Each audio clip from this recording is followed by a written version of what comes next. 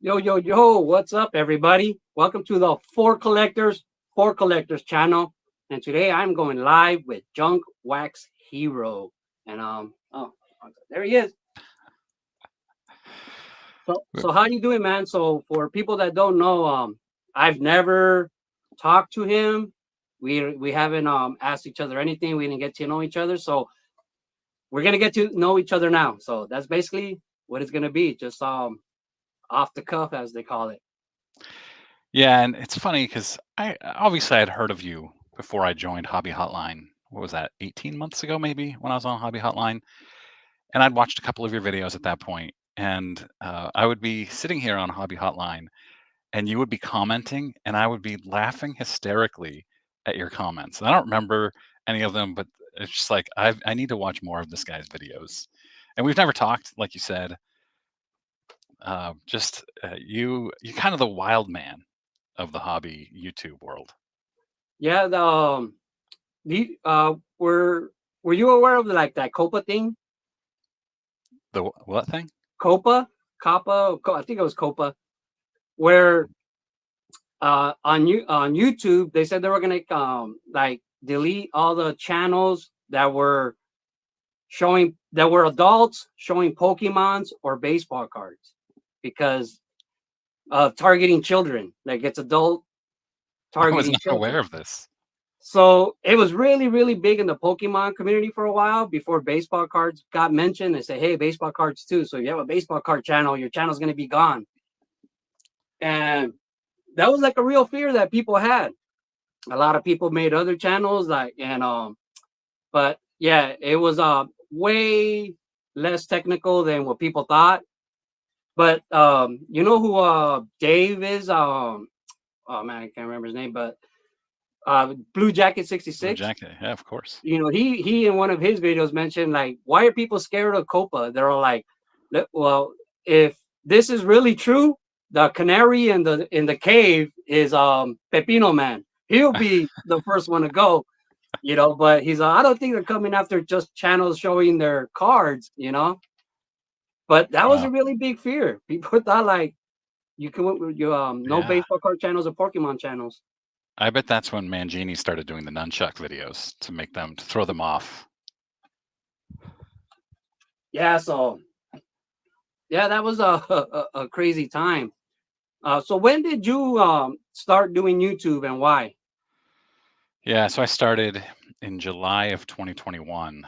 Um, to anybody who's already heard the story, I'm sorry to repeat myself, but I I was a big runner and had gotten even bigger into it in 2020 during the pandemic. I got out every day hitting the trails because it was the only time I could get outside ever. Was After work was done at 4:30, I'd get out and hit the trails, go for a run, and I just became obsessed with running. And in September of 2020, injured my foot really badly. Went through surgery and all kinds of treatments that only made it worse.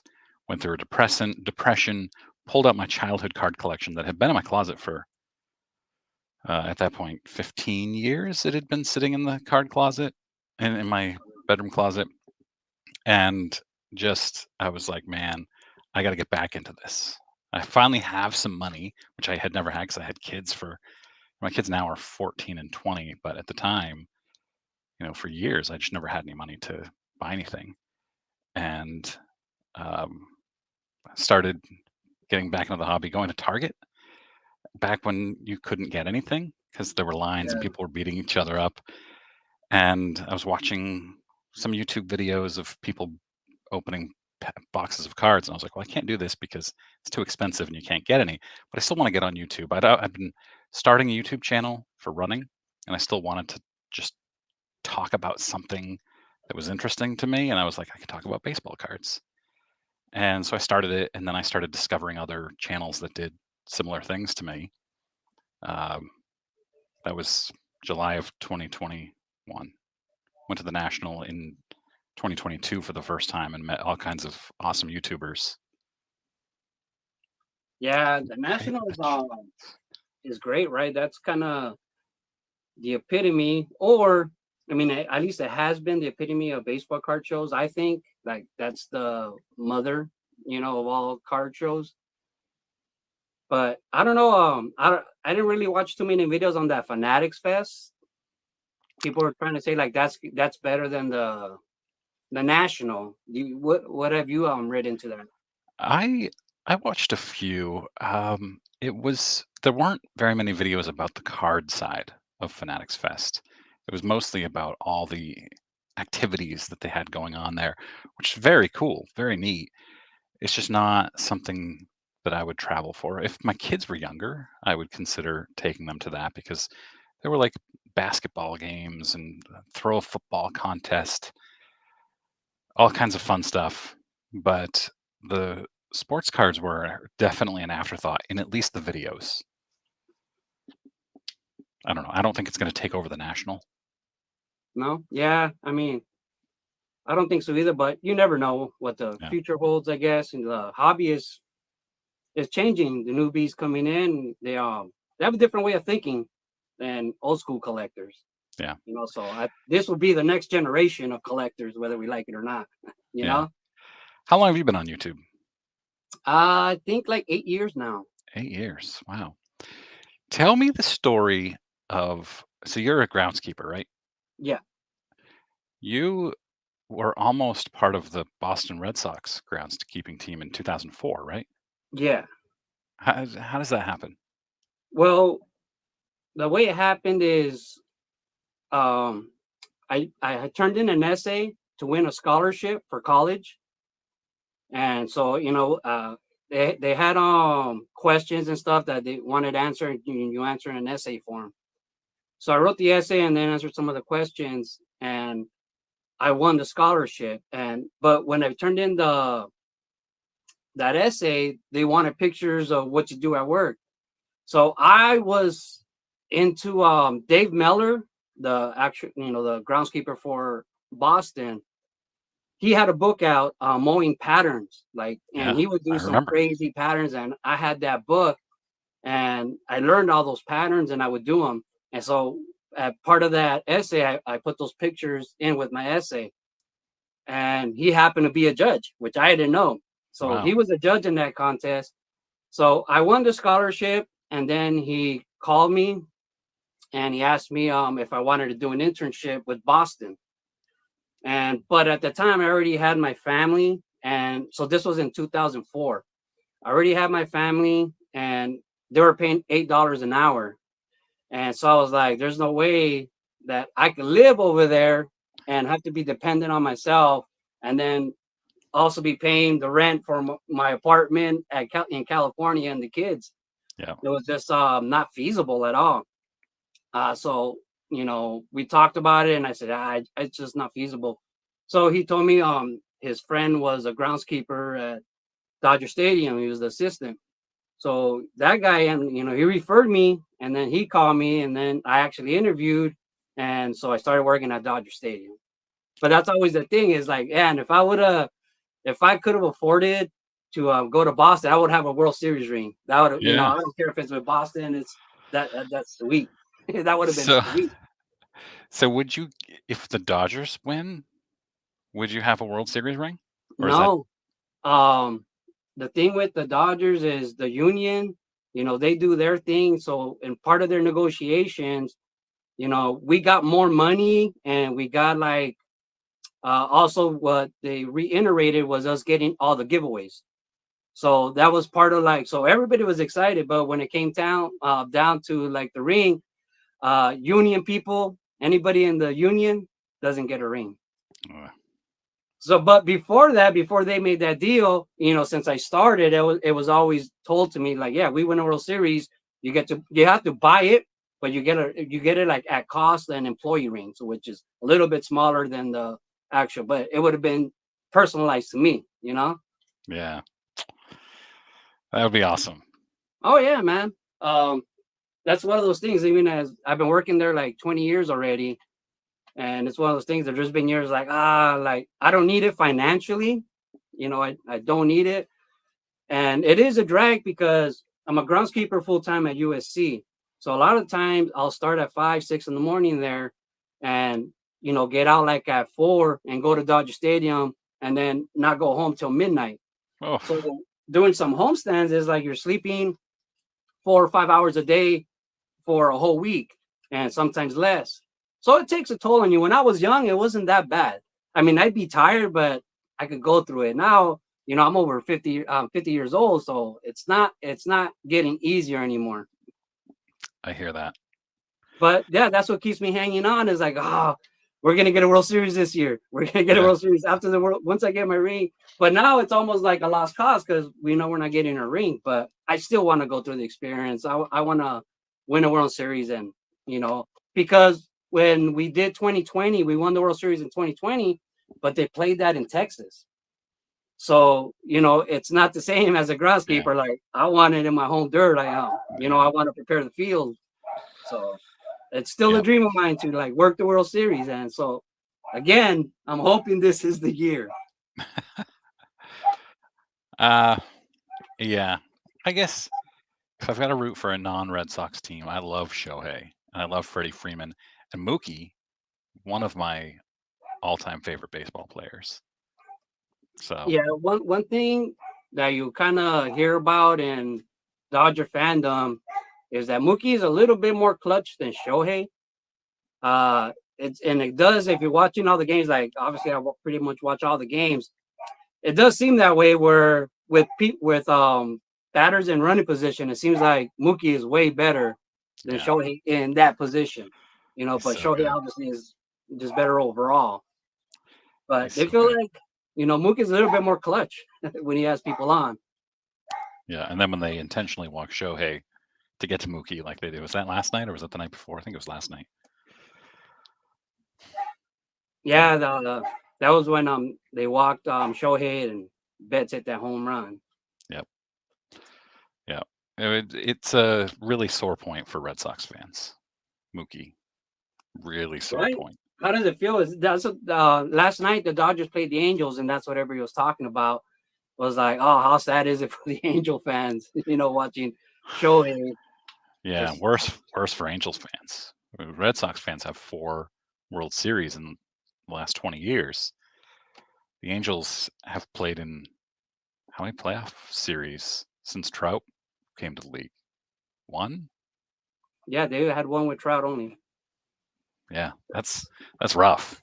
Well, yeah, they're every year with Shohei, they came in 4th out of 5. So as a team, they never succeeded. But he was still making history.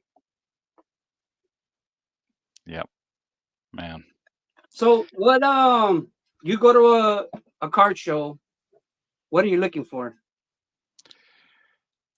Good question.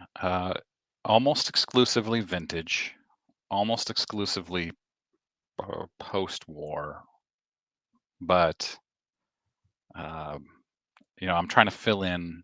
I've got this list of 100 cards, and I've got 25 of them or so. So there's 75 cards that I really, really want.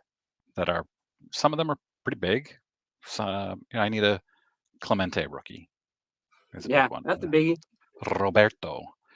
That I really, really want Clemente rookie. That's my next big purchase maybe. And then I buy the occasional Hall of Fame autograph from Junk Wax, like a Chipper Jones autograph, things like that aren't rare but help fill out my collection. Yeah, so this is something to do with one of your videos. Well, I mean, it coincides. They're asking me what my opinion is on the 53 Bowman Pee Wee Reese. Yeah. And me personally, I love that card. A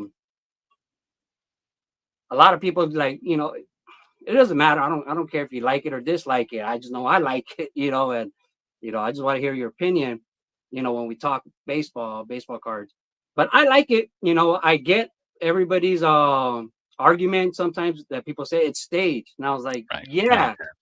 Yeah. Have you seen if that was a real action shot? Do you know what that would look like with the technology back then? It would look awful. That's one of my arguments too, like with say the 73, they came out with the first action shots, on base cards. But a lot of them are blurry. But So I understand the people that love them, and it's like, yeah, but it's an action photo, and it's the very first one.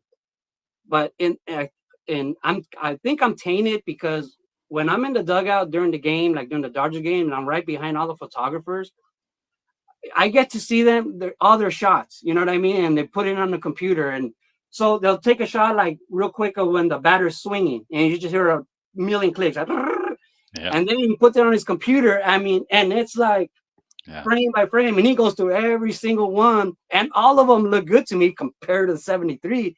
So I think that's where I'm tainted, is like, man, I'm kind of spoiled because I get to see this, like the latest technology and photographs, and Yeah. man, they're super crisp. You could see everybody in the back, you know, old photography, everybody in the background is blurry, and now it's like, it's amazing how crisp they are. Yeah. I think the people who are saying, well, it's staged, need to remember the era that it was in. Uh, Yeah, That type that's of, it. For that time, I think that's as good as it gets. yeah. Basically, it's my argument with that, and Yeah. I get it, but I love that card. That was one of my target cards. My last national I went to, I said I was going to buy either that 53 Reese or the George Brett rookie, and I had the George Brett rookie already, but in a slab. And with me, I'm a set builder, Yeah. and so I want all my cards, you know, raw in the sleeve, in the binder page. And I had that one in a slab. So I, in one of my videos, I just asked, you know, people like, what do you think? Should I crack this out so I can put it in my sleeve, or should I just go buy a raw version to put it in my sleeve and leave this one in the slab? And everybody was like, no, save the slab, you know, which was, I was hoping for the opposite answer, but I didn't get it. So at the national, I ended up buying it, you know, raw. And so that's in my binder now. Don't say oddball cards. I haven't watched Mangini's video yet today. A rant genie, I call it. I assume it's a rant about oddball cards. How many slabs do you have? Um, I have quite a few. I mean, if you think about it, I'll show you right now. I could show you all of them. I have, these are all my slabs. Okay. Okay. It's one box. Yeah. And but I don't really buy slabs that often. A lot of them I got them early on in care packages. You know, the community was very generous back in the Yeah. day, and I would get slabs in the mail, but I didn't collect slabs. But I'm not gonna break them out or sell them. You know, I don't sell cards, so they stay with me forever. Yeah. I'm not gonna say forever, but for now, that's just the way it rolls. The way I roll. So what's your earliest complete set? My earliest complete set is the 58, the Okay. 58 tops, Nice set. and that when I really started getting into, I wanted to finish my 80s sets, all my 80s tops, Donruss and Fleer, Score, and Upper Deck. That was my first goal, and it took me forever. You know, at the budget that I was at back then, it took me a long time to complete those. But there came a time when I completed them, and I was like, "Whoa, what do I do next?" And I started saying, "Okay, I'm just gonna go from 80 all the way to present." That was gonna be my goal, and during that process, I bought a 58 Mano in a slab, and back then they were a lot cheaper. But I had it on layaway, and it took me like a month or two to pay it off, and then I got it. And when I posted on Instagram, this was way before I was on YouTube, and I was in a card community on Instagram, and I posted it up, and you know, one of my good friends there, he was like, "Oh, me and my dad have been trying to complete that set for years, and the last card we need is that Mickey Mantle." So, and I, you know, and in my video, I'm straight saying like, this is my card forever. You know, I'm never gonna sell it. It's my first Mickey Mantle and slab, and you know, it's I was happy, but he asked me for it, and I just couldn't turn him down. So I sent him the Mickey Mantle, and he sent me a bunch of cards, a bunch of other slabs, like I had a rookie of Don Drysdale, 53 Eddie Matthews. He sent me some great cards, man. He really did, like way more than I thought that Mickey Mantle was worth. But I think you could kind of see it in my face when I opened up his thing. And even though I really love the cards, in my heart, I really miss that Mickey Mantle. I really didn't want to trade it away.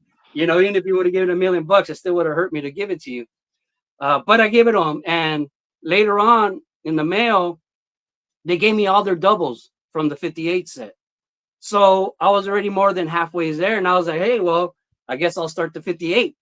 So that's how that started. And I gave myself like 5 years at first to complete it. And I think it took me like 7 or more, you know, but yeah, it took me forever to complete it. And then at the same time, I was doing the 69 set. So what's your earliest one that you're still working on? Do you have any earlier than 58 that you're trying Right to? now, the ones I'm working on is 1970 and 1973.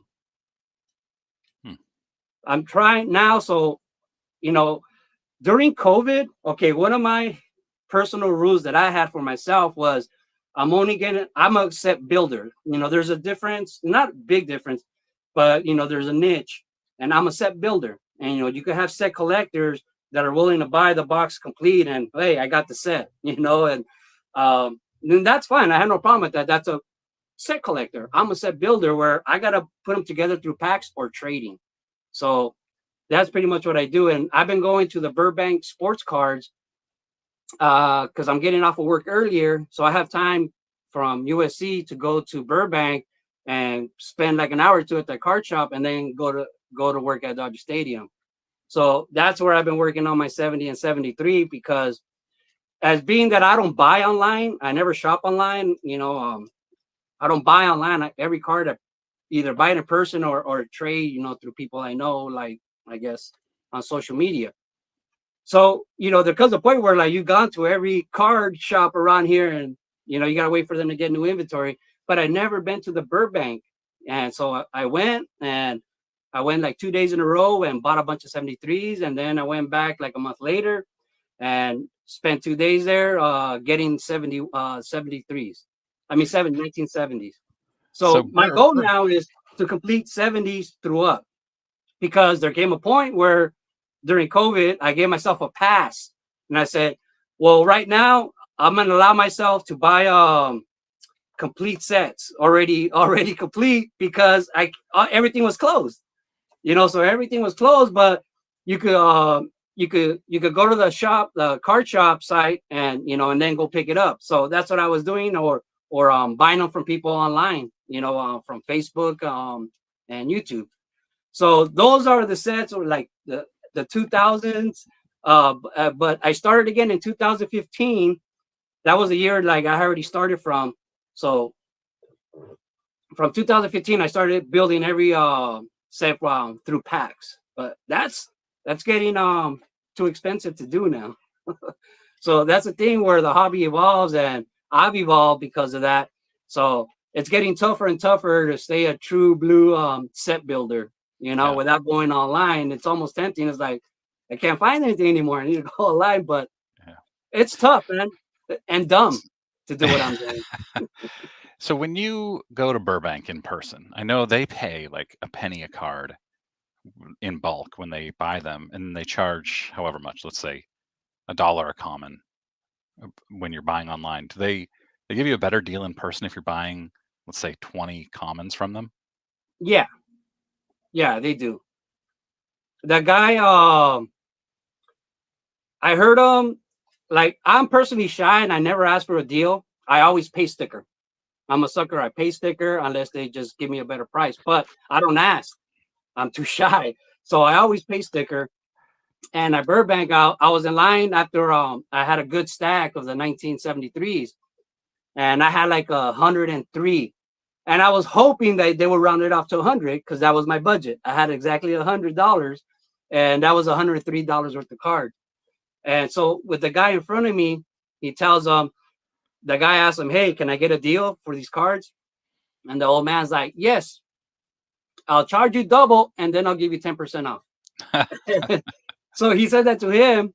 And I was like, oh, you know, so it kind of made me feel like maybe they did this with everybody. So when I got up there and then he had the cards and he said 103. And I was like, hey, well, can you cut me a deal? He's like, hey, what about I charge you double and then give you 10% off? And I was like, yeah, that's a great deal, man. And then he said $75. And he gave it to me for 75. Nice. So that's without asking. So that That's was great. That was even better. So that's why I went back. Because normally when say when I would go through 2000s cards in the 2000s or 2020s, even whatever, and you go through a dollar box, and then every card is $1, and you might find a card that's $1.25 or $1.50, but a lot of those cards are also 50 cents, 25 cents, or like no one's really gonna buy this kind of thing, So I mean, but I do that all the time, So just the way the hobby works, you can't complain. Just roll with the punches. Yep. Absolutely. We got quite a motley crew in the comments. Quite a group there. So yeah, somebody says, Pepino says he's too shy. Let that soak in for a minute. It's interesting that you call yourself shy because you are, like I said at the beginning, you're kind of a wild man, but you're also very thoughtful. Like every time I watch, you start out really funny and then you have really thought-provoking things to say about the hobby and cards and things like that. And it surprises me to hear you say that you're shy. Yeah, well, let's just say if I get to know you, and yeah, I'll let my inner Cesar out, my inner Pepino, I guess, if people want to see me. But yeah, like because even the For Collectors channel, I just came back from Frankenstein right now, and they always want me to make a video showing Frankenstein. They want me, it's like the national, but way more diverse as far as Pokemon, Star Wars, horror stuff. It's very diverse collectible show, and it's always packed and it's very, very popular. And they always want me to make a video of me walking through there and showing everything. And every time I go, I say, okay, I'm going to do it, and I can't. I just can't do it. Yeah. I want to address Mangini's question here. He says, Mike, what happened with those photos you took? So this will be a little sneak preview for anybody who was not at the national at the YouTube get together. So we all hate the faces that people like Jeff Wilson and Pac-Man make on their thumbnails, right? The type of faces. Well, I pitched about 40 YouTubers, anybody I could find. Hey, I was thinking about doing a video that promotes the smaller YouTubers like us, the hobby YouTubers, the collector YouTubers, and in it, it's going to be called your favorite YouTuber's stupidest thumbnail face, or something like that. And almost everybody agreed to do it. And for me, the linchpin was Mangini because he rants about it all the time. Not all the time, but he has more than anybody else. And he very eagerly jumped in and said, yeah, I'll do it. And I am almost done with it. It's taken me a lot of work. I'm stuck on Dan of Dan's Vintage Baseball PC. I don't know if he's in here, but I don't know what to put for his. And I'm guessing I'll have it done this weekend and I'll put it out next week. So yeah, it should be fun. I got them all making crazy faces. I promised I would not Photoshop them. Wow, that's that's gonna be interesting because there's some bad ones out there, or a little bit extreme. Yeah. So talking about all right, these guys and things that are going on right now. CT scanners. What do you think about that? I got a CT scan last week, and I should have brought a box in with me, but I was thinking about making a little post like that, just a picture. How much could a little gown be? You know what I mean? And just say like, hey, we're ready for your CT scan. And I said, oh, I'm ready, and I'm just holding a bunch of baseball boxes. Yeah, I was sitting there because I had to go in. They have you drink contrast for an hour and a half beforehand. And so I was just sitting there doing that. And then I saw a video about CT scans and cards. And I was like, oh man, I should have made at least a joke about this. But no, I had forgotten until that morning while I was sitting there waiting at the hospital. Um, yeah, the CT scan stuff is crazy. It's I think that sealed wax right now for the last few years at least is a fool's errand.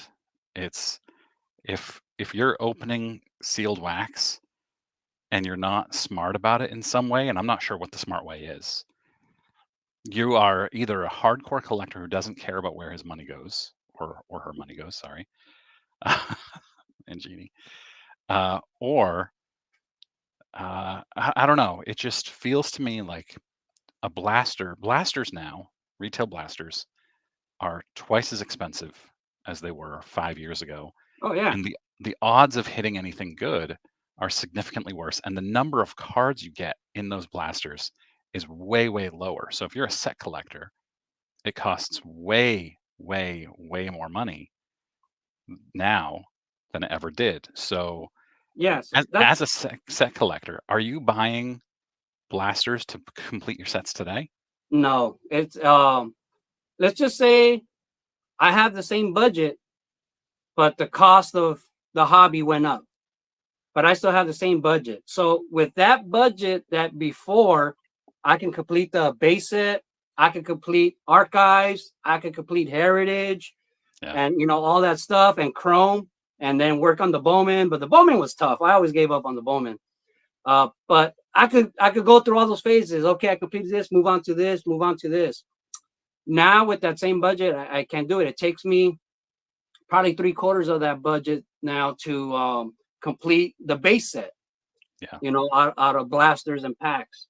So instead, what I shifted, instead of trying to complete the archives, or whatever, to me, I'm content now with buying one unsealed box and leaving it unsealed. And to me, that's kind of just scratching my itch for working on the Donruss set. I just Yeah. that's just what it's come to, and I've come to accept it. That's where the hobby is right now. Yeah. I don't want And to be that old man, like, get off my grass, but that's how I yeah. feel inside. But Yeah. it is what it is. And every time I say it, and I'm not this, I don't mean it as criticism of the people who are buying wax because it's most people are. It's just, it's not for me. It's, I often get people who comment, if you don't, if you are thinking about the money when you're buying sealed product, then the hobby isn't for you because you're not a true collector if you're thinking about the money. But the way they've changed these modern box configurations, it is all about the money. Yeah, Because in the past, in 1989, a pack of tops, and every time I say this, somebody throws an angry comment at me. A pack of tops was like 59 cents, right? And you could buy it. You could buy a pack for 59 cents, and it made zero hole in your budget whatsoever. I was 10 years old in 1989. 59 cents, even for a 10-year-old, was nothing. I had uh, I don't know how I was making money at the age of 10, but I could ride my bike to the local store and buy a pack. And one pack, 59 cents, was everything to me, right? yeah, And now you have to spend $35, $40. You get 6 packs totaling 36 cards, which was pretty close to the number of cards you got back in 1989 for 59 cents. And you end up with not much.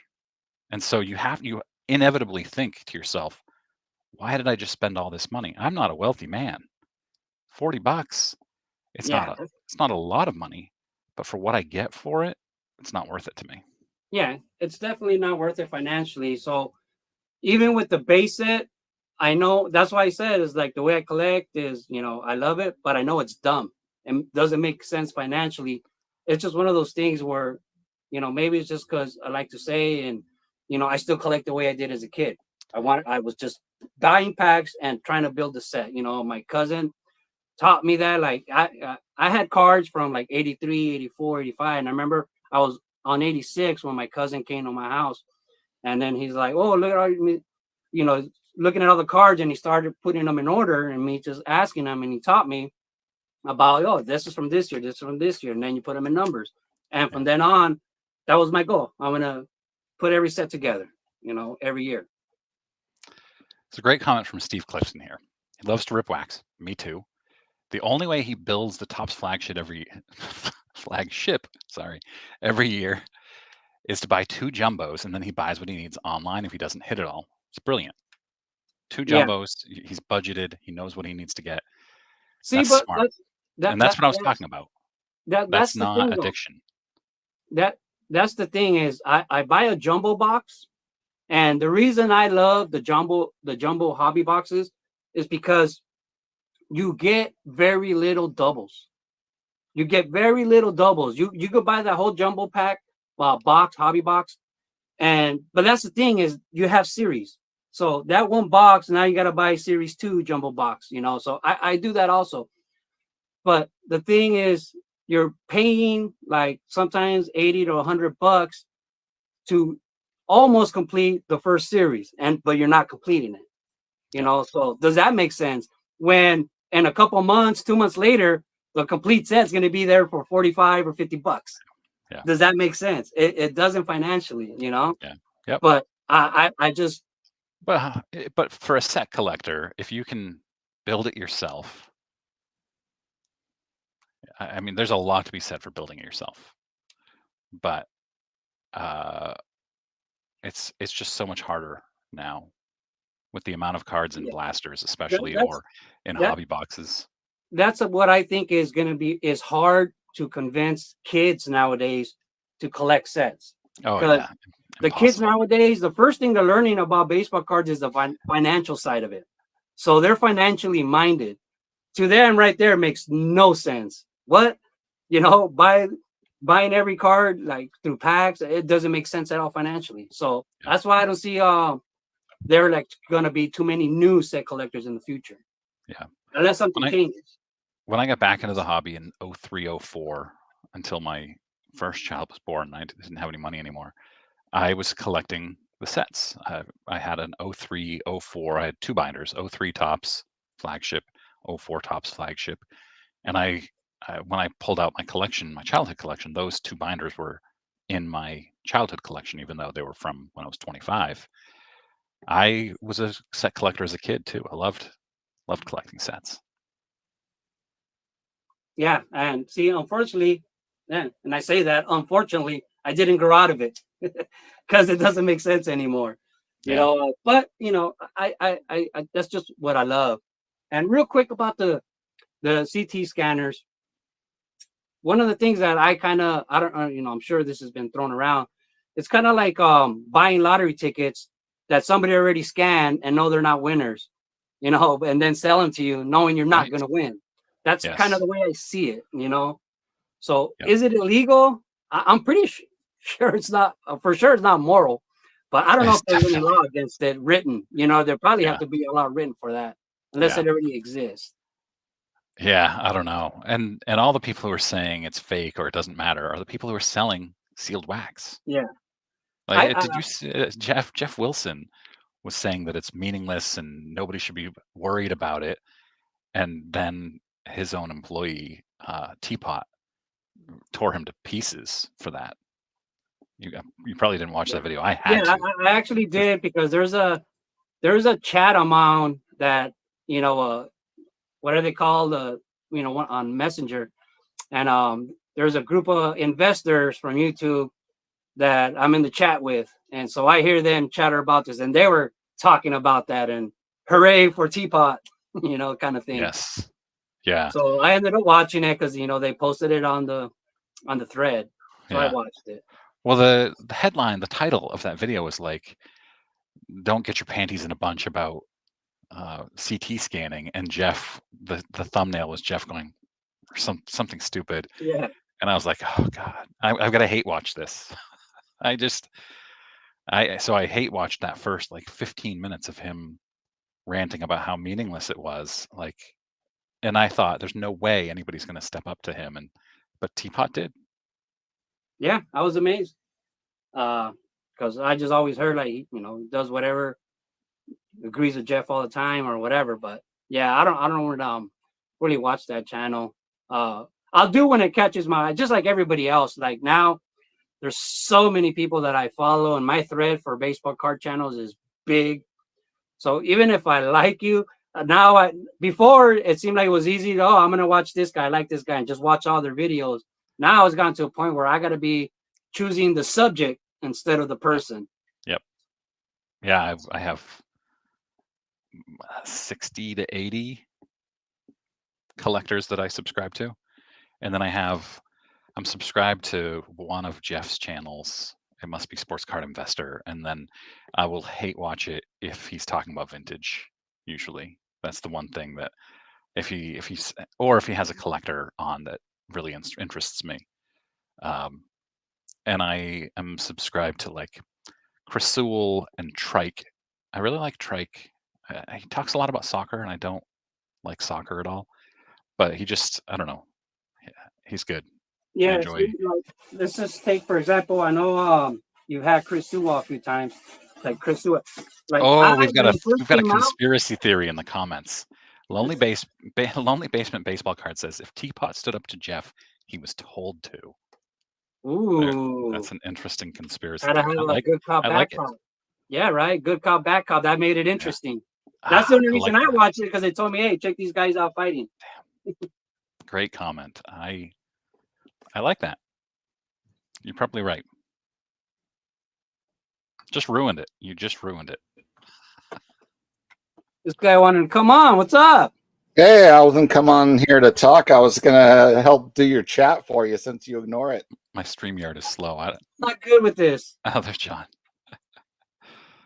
Yeah, I always have a hard time. Sorry that I pay more attention to the guests than the chat. Oh, that's okay. I'm watching this is how I always able to watch your chats come through on Hobby Hotline. So today, I watched that video from oh man, he's gonna get mad. I can't remember his name right now, but you know what I'm talking about. The dancing guy. Vintage. Yeah, Vintage Sports Card Shack. Or, yeah. You know, Vintage Card Shack. Yeah. I met him at the National. Nice guy. So what do you think about his response to the name scam, a new name for scam? Yeah, so boondoggle was what he came up with today, which I love the word boondoggle. It's a great word. Have you heard of it before? Yeah, because when I was in college, I would go to Boston all the time to go to Red Sox games, and the Big Dig was a thing. If you're from the Boston area, you're definitely familiar with the Big Dig, which was a rebuilding of all the roads and stuff around Boston, and that was in the newspaper all the time, calling it a boondoggle. And it fit perfectly, and I'd never heard that word until Boston of probably, I don't know, 1999 maybe. Yeah, I think boondoggle is a good word. I don't think scam is the right word for grading, because yeah, I don't think so either. When people ever ask me, do you think PSA is a scam? And it's like, a scam is like, you could press charges, or it's you know, they're ripping you off. And to me, it's like, you're paying the price, you know what's going to happen, you know. So and you know that it's subjective, you know. Sometimes a 10 comes out as a 9, sometimes a 9 comes, you know this, you shouldn't be in denial of that. People say it all the time. And so if they have a bad not favorable, you know, grades, they say it's a scam. But if they get favorable grades, it's not a scam, it's great. It's the greatest thing in the world, you know. So don't think that you're the only person getting bad grades, or you're the only person getting good grades. I mean, there's like millions of cards being graded now, like insanely. You know, there's got to be thousands of 10s, thousands of 9s, thousands of 8s. But yeah, I've never graded a card. Well, I can't say I've never. I won a contest, or somebody else won a contest where they won a free grading with PSA. You know, turn in a card to get graded. And the guy that won it told the guy who was hosting it, like, hey, give it a Pepino Man. So I want him to grade a card.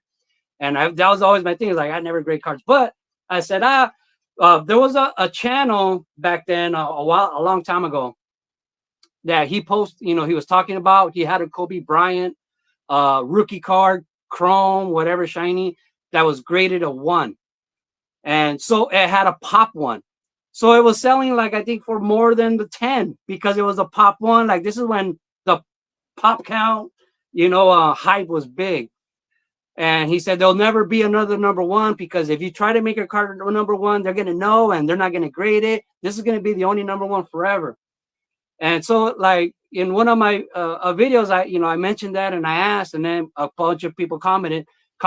All you need is a pinhole. A pinhole is a guaranteed one, no matter what. So I was like, okay, just to prove this guy wrong, I'm gonna send in my Nolan Arenado rookie, and I put a pinhole in it. Send it in. The thing looked like a 10, except for that pinhole, and it came back a 1. You showed that card in your 50 favorite cards or 50 best cards video. Yeah, I love it. I mean, it's one of those cards that that's the thing about cards. You got to know the person. Are they rating it for the card itself? Or are they rating it because of relationships with that card? So like my 83 Darryl Strawberry rookie, it's not the greatest card of my collection at all, but it's my favorite. Like, it's my first love. Like that was like my first, what I considered a grail card. Like, I'm never going to be able to buy this. And then I did. And it was almost like my life was complete when I bought that card. It's hard to experience like the joy that you got your first time. That was like my first big buy. You know what I mean? So I could get as excited when I pick up my 53 Topps Mickey Mantle, but it's always like chasing the dragon. That first one, man, when I got that strawberry, I was floating on cloud nine. It was like I never thought that, it was a dream come true. Pinholes are collector's best friend. Yeah, for vintage. Yep. We have back-to-back comments from, in my opinion, the two nicest guys in the hobby: Eddie's Cardboard Chaos and A Collector's Dream. Just the class Eddie of Eddie and Orlando. YouTube. Yeah, the two best guys, and then you've got Greg. The Canseco rated rookie. Yeah, Canseco rated rookie was mine too. So what year was it? Probably 80. I think my parents got divorced in 88, so it was before that. 87-ish. Canseco rated rookie was big time. And they got me that card for Christmas in a screw down, because you had to have it in a screw down. And it was like the greatest moment of my life that Christmas morning. And they bought me a fireproof safe, which I still have right here. And they said, you got to keep this. This is going to be worth millions of dollars. Keep it in this safe. I sent it to, when I pulled out my childhood collection a few years ago, I discovered that Canseco does TTM autographs, through the mail autographs, and mailed it to him with $10, and he signed it, and now I have it signed. Damn, right? That's a sweet card. I had that card, like, real quick story. I had that card and 80 and an 85 McGuire rookie. So I had that Canseco rated rookie and the McGuire Olympic card.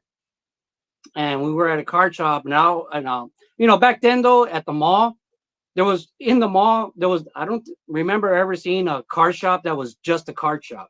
Every card shop had like a coin section and a stamp section. It wasn't just a card shop business. You could find those on the streets, but at every mall, they seem to be mixed. And and the guy I remember behind the counter was old, and I was looking at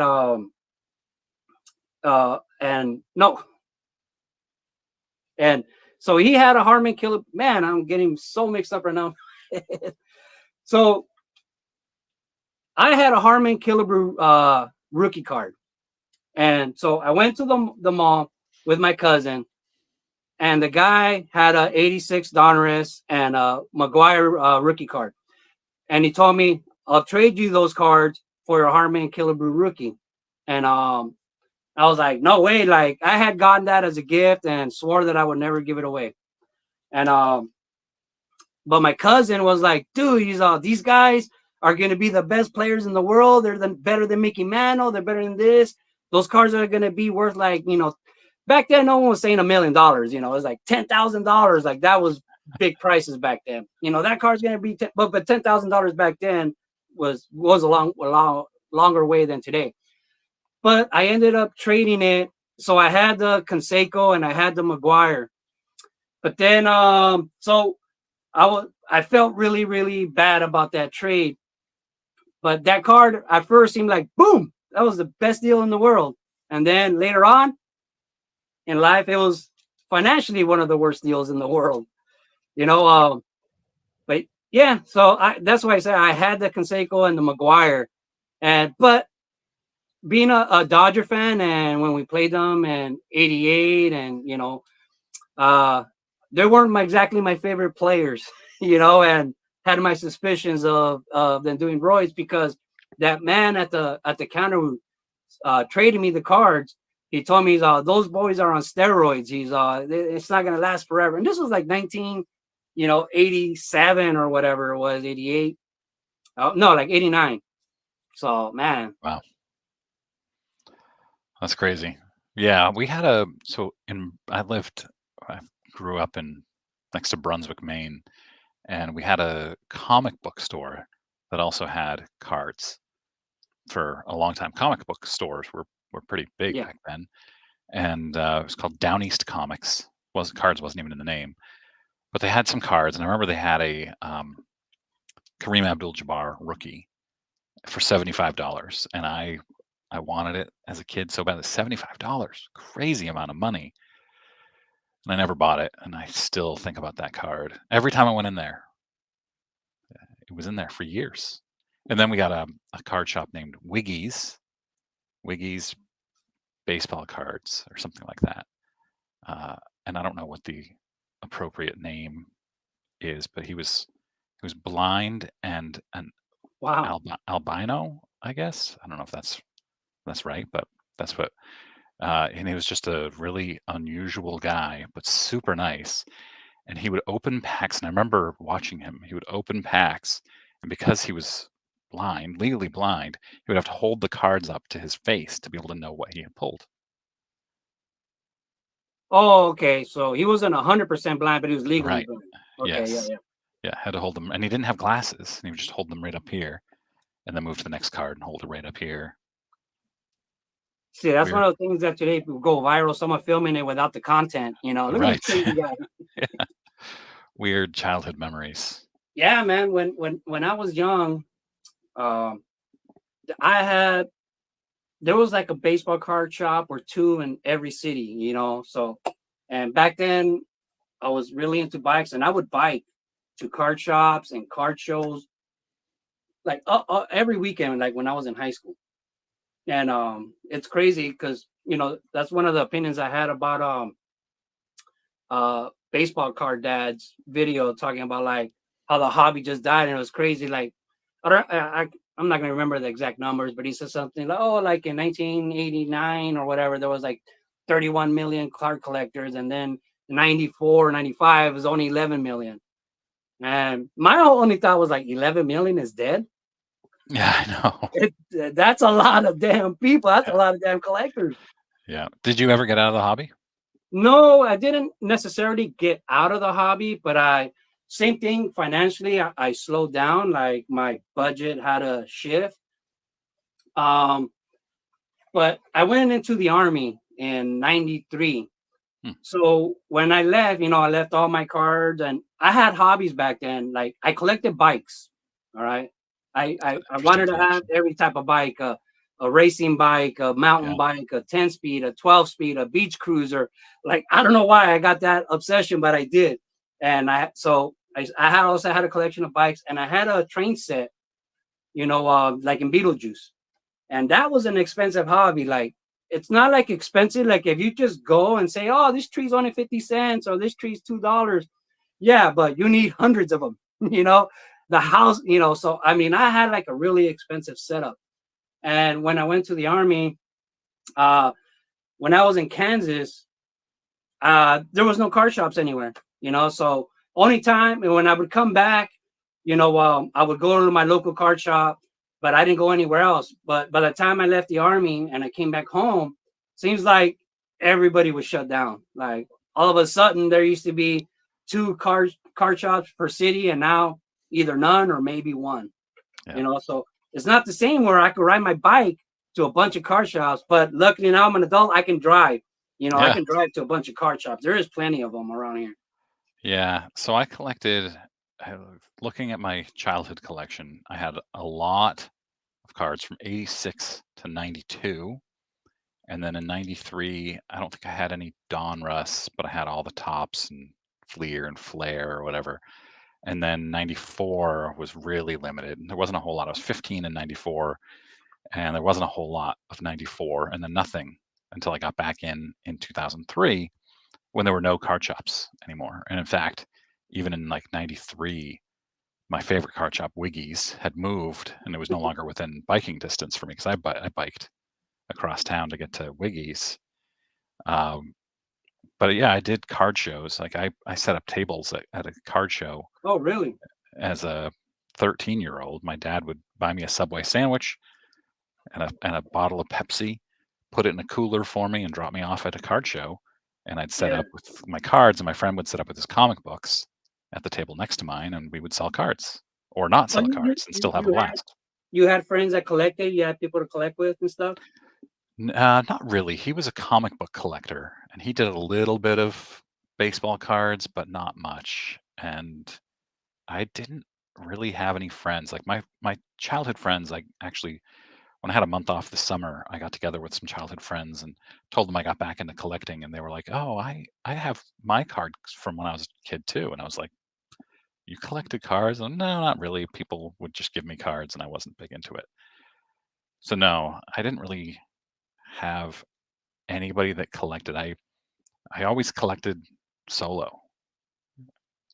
And Yeah, Greg, so did I. Basically, for most of the time, I really only had one friend that collected. I remember his name was Daniel, and he was a huge believer in Nolan Ryan. And I like Nolan Ryan. I had a lot of Nolan Ryan cards, but numbers wise, I was an ERA guy. And as great as Nolan Ryan was, I thought, he's okay. He has a high ERA. Look at his wins and losses; they're not that great, compared to other people. Because I was comparing him to like Sandy Koufax numbers, Sure. and he's an Iron Man of pitching, so it's totally different. But that's what I was thinking. So I would trade him a lot of my Nolan Ryan cards, for cards that I wanted. So, like, because a lot of the cards I have, there's a lot of cards that I have that I've had since I was in high school. But Nolan Ryan, I pretty much every time I grabbed a Nolan Ryan, I knew I was giving it to him. So I don't really have, even though I have I have like this, I had this Nolan Ryan little statue right here. I have Nolan Ryan poster on my wall.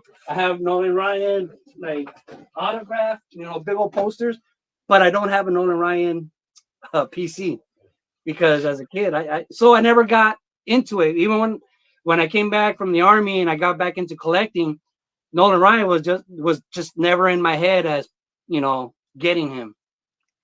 So did you have baseball posters on your wall as a kid? Oh yeah, big time. Who'd you That's what I like. Let's see, do I have them right here?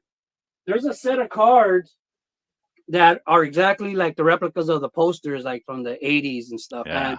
And I love that set. And yeah, when I was in junior high, we had in my bedroom, I taped up my whole wall with baseball cards because my mom worked at a shipping, like she would package stuff. So she would come home and give me this clear duct tape, like big old clear duct tape. So I would just place the cards on the duct tape and then put it on the wall and then do that. I would keep doing that.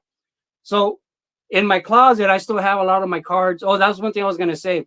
When I went to the army, my mom gave away all my bikes. She gave away my train set because my uncle had a thrift store in Mexico.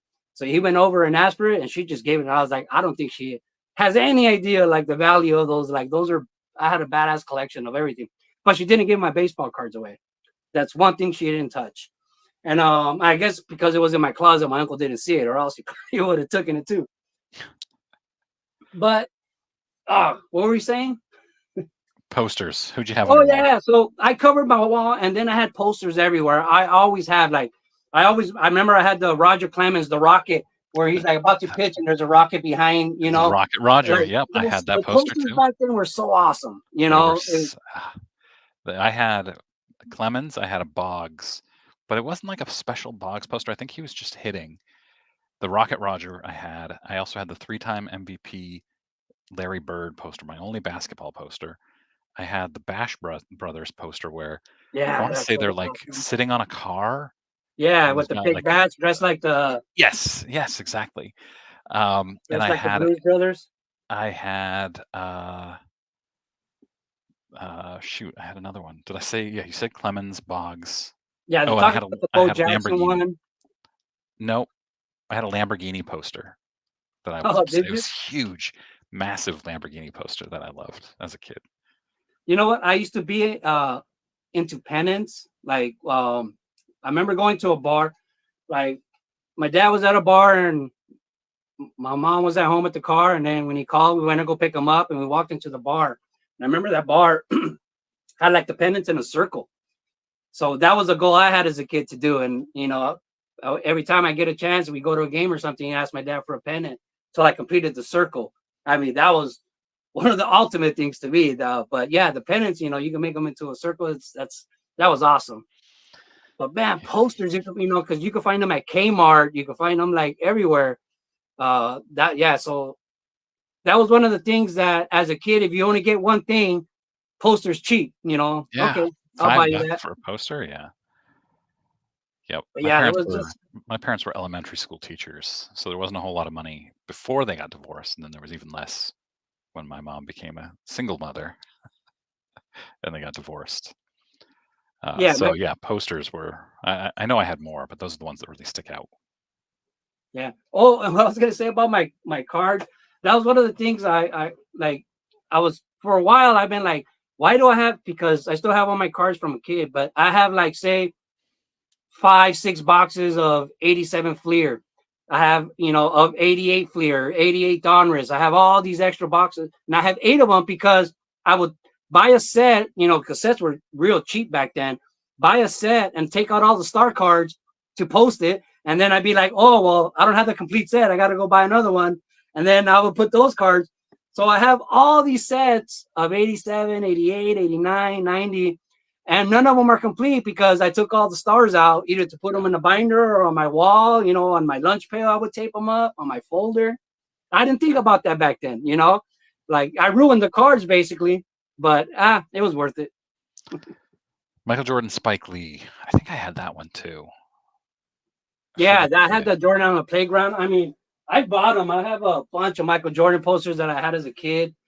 I remember like even Garbage Pail Kids, my whole door was full of Garbage Pail Kid stickers. Like the whole thing was just covered in them. Yeah, I had a lot of Garbage Pail Kids too. And I have the Atom Bomb now. And if you watch my video that I just posted today, here it is right here, just bought this Series 1 wrapper. Just a wrapper? Just the wrapper. I have a wrapper collection. What's the price point on that? I think I don't know, like $12 maybe for the empty wrapper first series. But if you want anything after that, it's next to nothing. Do you remember, just because we're talking about wrappers, were you around when the craze was going over the Topps 2020 cards? Nope. I've heard about it, but no. Oh man, it was insane. That's what I was gonna say is those cards were so insane that my friend, he bought the Roberto Clemente artwork one rookie card. And like a week after he bought it, like it was being hyped because Gary Vee was in the picture back then, you know. So Gary Vee was making it seem like you're gonna be a millionaire. And just I don't know how people would buy a card for $1,000 that they just bought yesterday for 20. You know, you could have bought it yourself. It was just insane. But a week later, like he ended up trading the art card, the 2020 Topps 2020 Roberto Clemente card for a real one graded. And financially back then it seemed like he was making the wrong move, you know, but now fast forward a couple of years, oh, that was like the greatest deal ever. Yeah. Those cards, that was a crazy part of the hobby, man. That was really crazy. Yeah, I've heard plenty about it. I gotta share a Ken's cardboard story real quick, and then I've got to sign off. Okay. So this is really funny, and I wish Ken were here so I could see his face when I tell this story. I met Ken at the National, great guy. And after the National, I was watching one of his videos, and my wife was sitting next to me, and she goes, "This guy is way too good looking to be collecting baseball cards." So that's what she thinks about me, apparently. I'm not too good looking to be collecting baseball cards, but Oh, you could collect all you want, honey. Yeah. Ken's cardboard. Yeah. Watch out, Ken.